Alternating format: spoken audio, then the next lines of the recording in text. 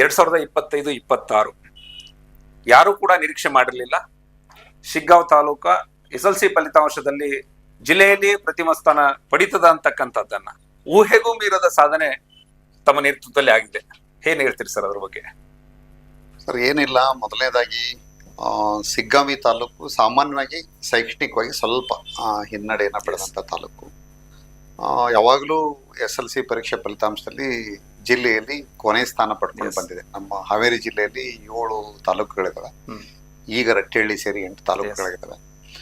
ಈ 7 ತಾಲೂಕು ಅಥವಾ 8 ತಾಲೂಕಿನಲ್ಲಿ ಶಿಗ್ಗಾಂವಿ ತಾಲೂಕು ಯಾವಾಗಲೂ 7ನೇ ಸ್ಥಾನ ಪಡ್ಕೊಂಡು ಬಂದಿದೆ.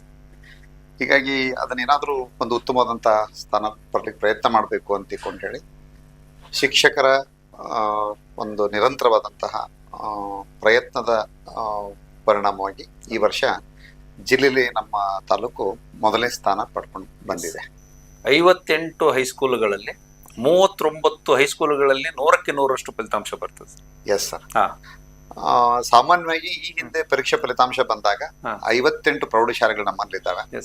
58 ಪ್ರೌಢಶಾಲೆಗಳಲ್ಲಿ 100ಕ್ಕೆ 100 ಪರೀಕ್ಷೆ ಫಲಿತಾಂಶ ಬರ್ತಕ್ಕಂಥದ್ದು 8, 10, ಮ್ಯಾಕ್ಸಿಮಮ್ 12 ಶಾಲೆಗಳಾಗಿರ್ತಿದ್ವು. ನಾವು ಅದನ್ನೇ ಬಹಳ ಸಂಭ್ರಮಿಸ್ತಿದ್ವಿ, 12 ಶಾಲೆ ಬರ್ತಾರೆ ಅಂತ ಹೇಳಿ. ಈ ಸರಿ ಒಂದನೇ ಪರೀಕ್ಷೆ ಬಂದಾಗ 39 ಶಾಲೆಗಳು 100ಕ್ಕೆ 100ರಷ್ಟು ಪರೀಕ್ಷೆ ಫಲಿತಾಂಶ ಬಂತು. ಎರಡನೇ ಪರೀಕ್ಷೆಗಳು ಬಂದಾಗ, ಎರಡನೇ ಪರೀಕ್ಷೆ ರಿಸಲ್ಟ್ ಬಂದಾಗ ಅದು 44 ಶಾಲೆಗಳು ಮೊದಲನೇ 100 ಪರೀಕ್ಷೆ ಫಲಿತಾಂಶ ಮಾಡಿದೆ. ನಿಜವಾಗಿನೂ ಒಳ್ಳೆ ಪ್ರಯತ್ನ ಆಗಿದೆ ಅಂತ ಹೇಳ್ಬೋದು. 2700 ಮಕ್ಕಳು ಅಟೆಂಡ್ ಆಗಿದ್ದು ಪರೀಕ್ಷೆಯಲ್ಲಿ. ಅದರಲ್ಲಿ 2680 ಮಕ್ಕಳು ಸರಿ.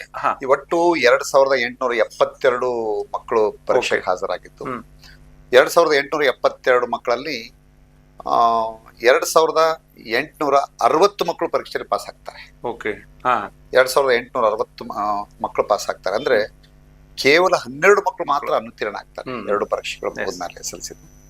ಮೊದಲನೇ ಪರೀಕ್ಷೆ ರಿಸಲ್ಟ್ ಬಂದಾಗ ನಮ್ಮ ಪರೀಕ್ಷೆ ಫಲಿತಾಂಶ 98.27ರಷ್ಟು ಪರೀಕ್ಷೆ ಫಲಿತಾಂಶ ಪಡೆದು ಐತಿಹಾಸಿಕವಾದಂತಹ ಒಂದು ಪರೀಕ್ಷೆ ಫಲಿತಾಂಶವನ್ನು ಮಾಡಿತು. ಅದರಲ್ಲಿ 1888 ಮಕ್ಕಳು ಪ್ರಥಮ ಸ್ಥಾನದಲ್ಲಿ ಉತ್ತೀರ್ಣ ಆಗ್ತಾರೆ. ಅಂದ್ರೆ ಪ್ರತಿಶತ 68ರಷ್ಟು ಮಕ್ಕಳು ಪ್ರಥಮ ಸ್ಥಾನದಲ್ಲಿ ಉತ್ತೀರ್ಣ ಆಗ್ತಾರೆ. 494 ಮಕ್ಕಳು ಅಂದ್ರೆ ಪ್ರತಿಶತ 18ರಷ್ಟು ಮಕ್ಕಳು ಪರೀಕ್ಷೆಯಲ್ಲಿ ಸೆಕೆಂಡ್ ಕ್ಲಾಸ್ ನಲ್ಲಿ ಪಾಸ್ ಆಗ್ತಾರೆ. 354 ಮಕ್ಕಳು ಫಸ್ಟ್ ಕ್ಲಾಸ್ ನಲ್ಲಿ ಪಾಸ್ ಆಗ್ತಾರೆ, ಥರ್ಡ್ ಕ್ಲಾಸ್ ನಲ್ಲಿ ಪಾಸ್ ಆಗ್ತಾರೆ. ಇನ್ನು ಕೇವಲ 1.27% ಮಕ್ಕಳು 1.71% ಮಕ್ಕಳು ಅನುತ್ತೀರ್ಣ ಆಗ್ತಾರೆ. ಕೇವಲ ಎಷ್ಟು 54 ಮಕ್ಕಳು ಅನುತ್ತೀರ್ಣರಾಗ್ತಾರೆ ಒಂದನೇ ಪರೀಕ್ಷೆಯಲ್ಲಿ. ಎರಡನೇ ಪರೀಕ್ಷೆ ಆದಾಗ ಅವೆಲ್ಲ ಪಾಸ್ ಆಗಿ ಕೇವಲ 12 ಮಕ್ಕಳು ಮಾತ್ರ ಅನುತ್ತೀರ್ಣ ಆಗ್ತಾರೆ. ಇಷ್ಟೆಲ್ಲ ಉತ್ತಮ ಫಲಿತಾಂಶ ಬರೋಕೆ ಸರ್ ಬಹಳಷ್ಟು ಪೂರ್ವ ತಯಾರಿ ಬೇಕಾಗುತ್ತೆ, ಪ್ಲಾನ್ಗಳು ಬೇಕಾಗುತ್ತೆ. ಆ ಪ್ಲಾನ್ಗಳು ಏನ್ ಮಾಡ್ಕೊಂಡಿದ್ರಿ ಅಂತಕ್ಕಂಥದ್ದನ್ನ ನನ್ ಸಾಮಾನ್ಯವಾಗಿ ಏನಂದ್ರೆ SLC ಪರೀಕ್ಷೆ ಫಲಿತಾಂಶ ಬಂತಂದ್ರೆ ಮಕ್ಕಳೆಲ್ಲರೂ ಉತ್ತೀರ್ಣ ಆಗ್ಬೇಕು ಅಂತಕ್ಕಂಥ ಒಂದು ಮನಸ್ಥಿತಿ.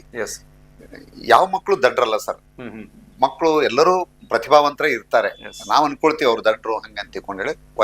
ವಾಸ್ತವಿಕವಾಗಿ ಈ ಜಗತ್ತಿನಲ್ಲಿ ಯಾರು ದಡ್ರು ಹುಟ್ಟಿಲ್ಲ. ಹುಟ್ಟಿದವ್ರಲ್ಲೂ ಒಂದಿಲ್ಲ ಒಂದು ಪ್ರತಿಭೆಯನ್ನು ಹೊಂದಿರ್ತಾರೆ. ಸಿಕ್ಕಂತ ಅವಕಾಶವನ್ನ ಸದುಪಯೋಗ ಮಾಡಿಕೊಳ್ಳದಂತ ವಾತಾವರಣದಿಂದಾಗಿ ಮಕ್ಕಳು ಕೆಲವೊಬ್ರು ಕಲಿಕೆಯಲ್ಲಿ ಹಿಂದುಳಿದಿರಬಹುದು. ಎಲ್ಲಾ ಮಕ್ಕಳಿಗೆ ಪಾಸ್ ಆಗುವಂತ ಶಕ್ತಿ ದೇವ್ರು ಕೊಟ್ಟಿರ್ತಾನೆ.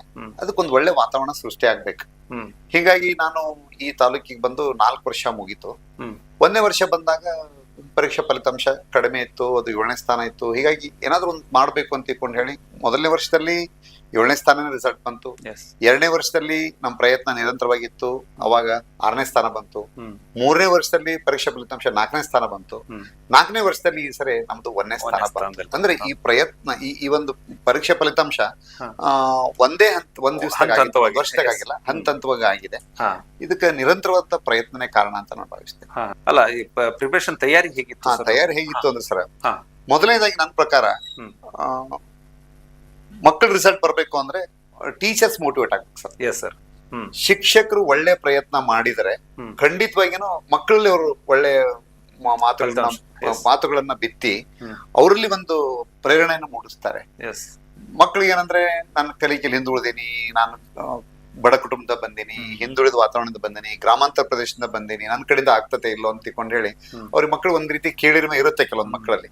ಅದನ್ನ ಹೋಗ್ಲಾಡಿಸಿ ನಿನ್ನಲ್ಲಿಯೂ ಒಂದು ಪ್ರತಿಭೆ ಅನ್ನೋದಿದೆ. ದೇವರು ಎಲ್ಲರಿಗೂ ಕೊಟ್ಟಂತಹ ಶಕ್ತಿ ನಿನಗೂ ಕೊಟ್ಟಿದ್ದಾನೆ. ಯಾಕಂದ್ರೆ ಮೆದುಳು ಎಲ್ಲರಿಗೂ ಒಂದೇ ರೀತಿ ಇದೆ. ಐಕ್ಯ ಸ್ವಲ್ಪ ವ್ಯತ್ಯಾಸ ಬರ್ಬೋದೇನೋ, ಆದ್ರೆ ಮೆದುಳು ಎಲ್ಲರಿಗೂ ಒಂದೇ ರೀತಿ ಇರುವಂತಹ ಸಂದರ್ಭದಲ್ಲಿ ನಿನ್ನಲ್ಲಿಯೂ ಆ ಶಕ್ತಿ ಇದೆ, ನೀನು ಮನಸ್ಸು ಮಾಡಿದ್ರೆ ಮಾಡಬಲ್ಲೆ ಅಂತ ತಿಳ್ಕೊಂಡು ಹೇಳಿ ಅವರಲ್ಲಿ ಒಂದು ಆತ್ಮವಿಶ್ವಾಸ ಮೂಡಿಸಿ ಅವ್ರನ್ನ ತಯಾರಿ ಮಾಡುವಂತಹ, ಅವ್ರು ಮೋಟಿವೇಟ್ ಮಾಡುವಂತಹ ಶಕ್ತಿ ನಮ್ಮ ಮೇಸ್ಟ್ರಿ ಮಾತ್ರ ಇರುತ್ತೆ. ಅದಕ್ಕೆ ನಮ್ಮ ಟೀಚರ್ಸ್ ಮನಸ್ಸು ಮಾಡಿದ್ರೆ ಖಂಡಿತ ಮಕ್ಕಳನ್ನ ಉತ್ತೀರ್ಣ ಮಾಡ್ತಾರೆ ಅಂತಕ್ಕಂಥದ್ದು ಮೊದಲೇ ಶಿಕ್ಷಕರನ್ನ ನಾವು ಮೋಟಿವೇಟ್ ಮಾಡಿದ್ವಿ ಸರ್. ನನ್ನ ತಾಲೂಕಿನಲ್ಲಿರ್ತಕ್ಕಂಥ ಶಿಕ್ಷಕರನ್ನ ಪ್ರತಿ ವರ್ಷ 4-5 ಬಾರಿ ನಾನು ಕಚೇರಿ ಕರೆಸಿ ಅವ್ರಿಗೆ ಒಂದು ಒಳ್ಳೆ ಕಾರ್ಯಾಗಾರ ಮಾಡಿ ನಾನು ಮೋಟಿವೇಟ್ ಮಾಡೋದ್ರ ಜೊತೆಗೆ ಕೆಲವೊಬ್ಬ ನುರಿತವಾದಂತಹ ಶಿಕ್ಷಣ ತಜ್ಞರನ್ನ ಕರೆಸಿ, ಪ್ರತಿಭಾವಂತ ವ್ಯಕ್ತಿಗಳನ್ನ ಹೊರಲಿಂದ ಕರೆಸಿ ಅವ್ರ ಕಡೆಯಿಂದ ಮೋಟಿವೇಟ್ ಮಾಡಿಸುವಂತ ಪ್ರಯತ್ನ ಮಾಡಿದ್ವಿ. ಈ ಒಂದು ಅವ್ರು ಮೋಟಿವೇಟ್ ಆಗಿದ್ಕ ಮೊದಲನೇದಾಗಿ ನಮ್ಗೆ ಒಳ್ಳೆ ಪಾಸಿಟಿವ್ ವಾತಾವರಣ ತಾಲೂಕಿನಲ್ಲಿ ಕ್ರಿಯೇಟ್ ಆಯ್ತು ಅಂತ ಹೇಳ್ಬೋದು.